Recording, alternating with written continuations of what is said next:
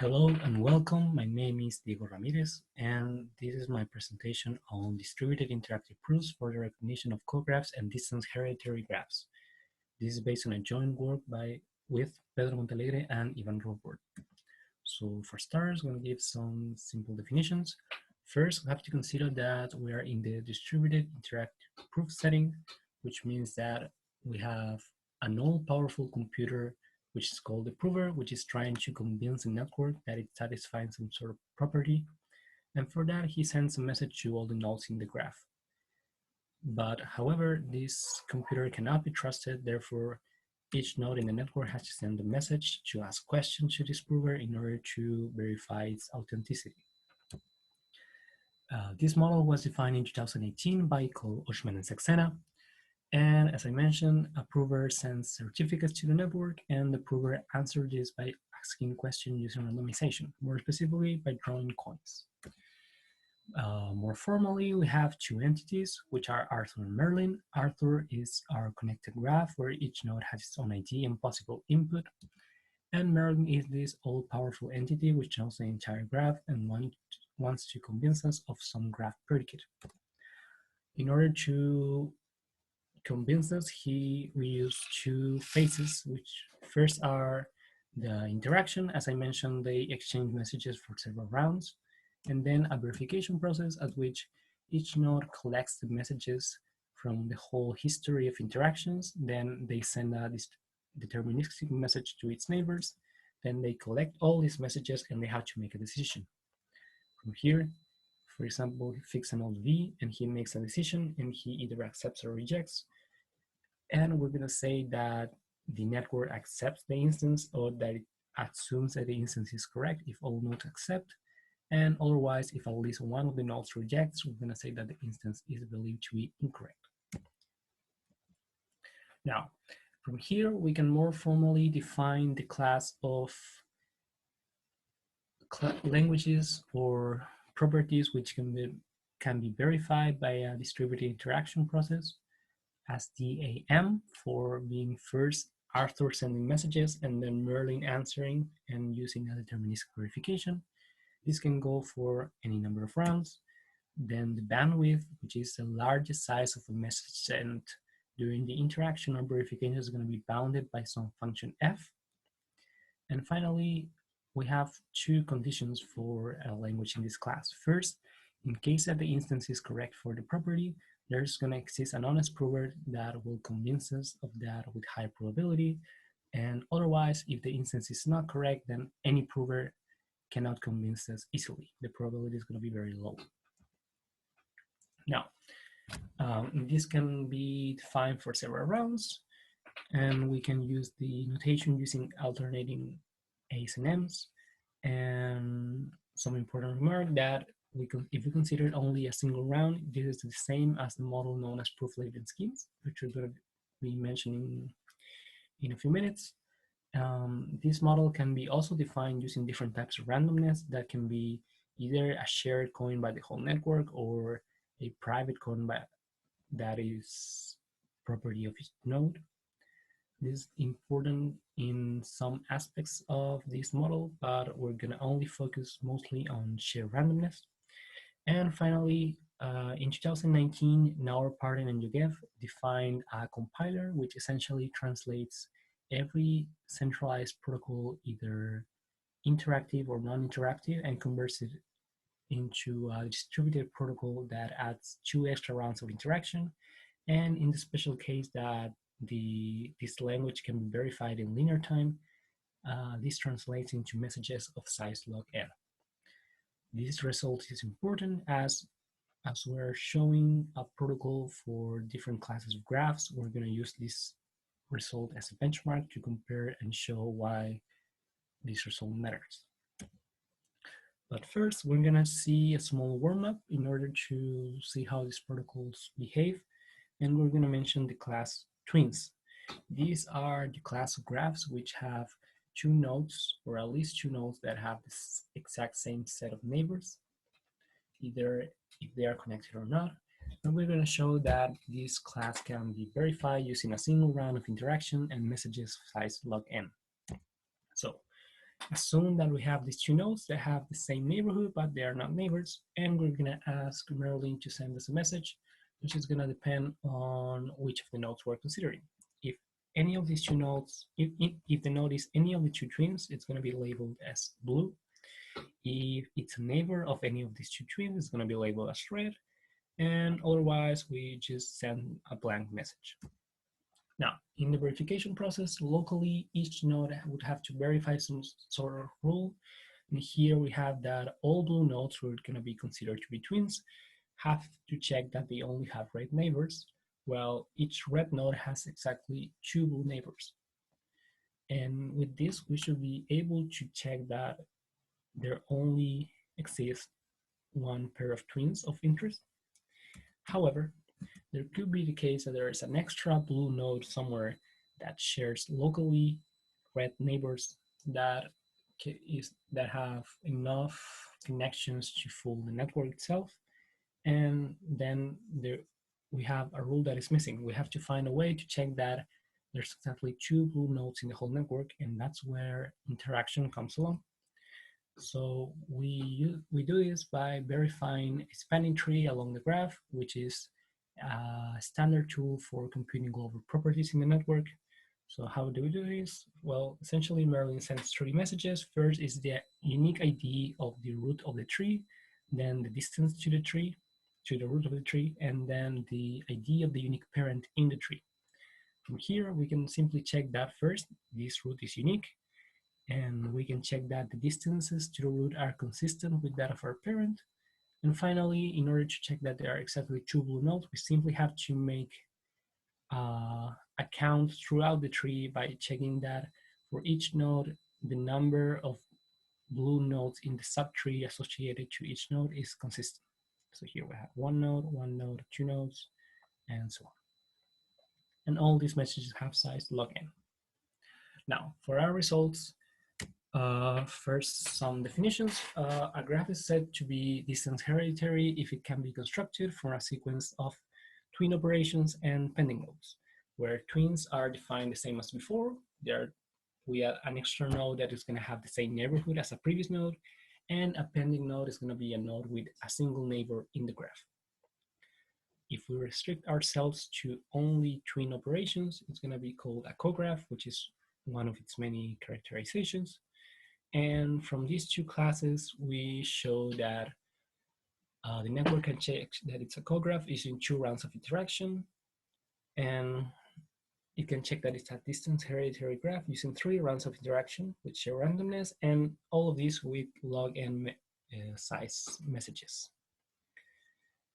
Now, we're going to show essentially how to solve this for distance-hereditary graphs. So first, consider a distance-hereditary graph construction.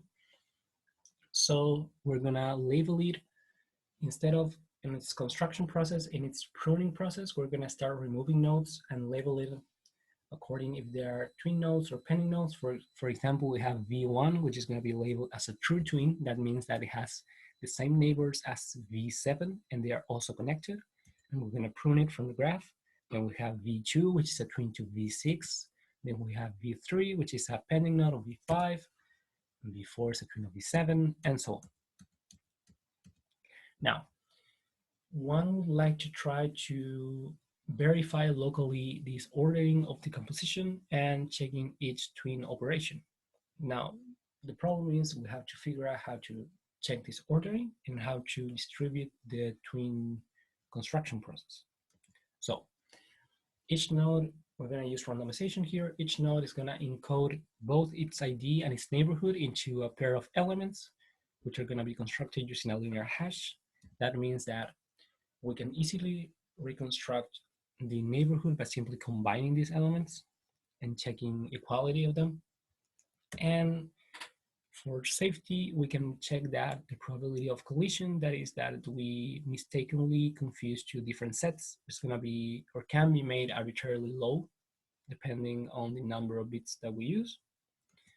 And from here, now that we have these elements, we simply have to replicate the decomposition operation by defining rules according to these elements. So for example, if we have a pending node, we simply have to delete the element associated to the ID, to some of the encodings, while if we have a twin operation, we have to combine these elements. We combine the ID elements and we then make an adjustment depending on whether they are adjacent or not. And all of these can be made because these messages are all of size at most log n, thanks to our randomization process. Now, assume that we have an ordering, and this is going to be assumed to be the correct ordering at which we prune the graph. Then, well, this is pretty much standard, but we can check this using 3 rounds of interaction. So we can assume that that is a given. And then we can identify for each node V, each set of twins, which are going to be all nodes that are pruned from the graph before V, which were labeled as twins of V, and the set of pending nodes of V, which are going to be the nodes that were pruned before V, and which were labeled as pending nodes of V. So also we're going to define the predecessor of a node V, which is going to be one of its neighbors which has its closest value and is removed after V. So here we have the set of blue nodes, which are going to be the twins of V, which are going to be all after him, the set of pending nodes, which are going to be the orange, and the predecessor. And we know that even if the twins of V are not connected to him, they are all adjacent to the predecessor of V. Therefore, we can ask the predecessor of V to verify each of these elements are collectively twins of V while having the same neighborhood and replicating this decomposition process consistently. However, we do not know if the pending nodes are adjacent to the predecessor of V, and they shouldn't. So we need to figure out a way to verify these nodes as well and consider its element from the hash in some manner. So for this, we're gonna use some extra properties. So essentially, we take the twins of V, we order them according to the way that they are pruned, and we're gonna define the co-twin of a certain node as the node right after in this ordering. So for example, we have again V, its predecessor, the set of twins, and then for a node U, we have its co-twin, which is going to be another twin of V, which is after him in the ordering. And what do we know from here? We know that both the co-twin of U and U are neighbors of the predecessor of V, and all the nodes in this section, all the pending nodes of V here are neighbors of U because they have the same neighborhood of V, and therefore they are connected to these nodes. So what we can do here is, first, we ask the predecessors of V to locally check that each of the twin nodes labels are consistent, and then we can ask each of the nodes which are labeled as twin to verify the elements from the linear hash that are related to the pending nodes in between him and its co-twin. Therefore, we know that this element here sees all nodes in this set, we can simply send him a linear hash of these elements and check that they are effectively the same nodes that are labeled as pending nodes.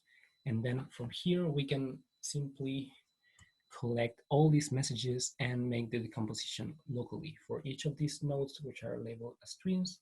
And for each node labeled as pending, we have a similar construction. Now, as for lower bounds, we can use some standard techniques, more specifically by resolved by Giles and Suomela, that we can show that any proof labeling scheme, that is any single round interaction for checking for a graph that is distance-hereditary or a cograph, requires messages of size at least log n. And if we use shared randomness and no matter the number of rounds, any protocol is going to require messages of size at least log n, and that is as far as we have come. Now, for discussion, of course, this can lead to some improvements in getting very lower bounds, but also the question arises if how can we collapse this to a single round? And well, the answer is, at least for Cographs, it's much feasible in the sense that our proof for Cographs is is based directly from a proof in the broadcast congested click model. So either an improvement in our model or in the broadcast model, or even figuring out lower bounds in our model would lead to an improvement in any of these two models. So that is a thing to look forward to. However, in the case of distance-hereditary graphs, this should be able to be done, but in a completely different fashion, because the construction will be entirely different, because we have to rely strongly on randomization. So we need to figure out a way how to verify this ordering and how to distribute this construction of twins without using linear hashes. Also, how much farther can we extend this result, where there are certain construction of classes that can be directly extended from the class of distance-hereditary graphs. For example, if we replace pending nodes with nodes with a fixed number of neighbors, and which is a proof that it should be pretty much direct. But there's also some more complicated constructions, such as the class of graphs with bounded modular width, which we believe that it should be able to be done, but it requires a bit more work, and it's something that we're looking for right now. So that will be all from the presentation, and thank you so much for your time.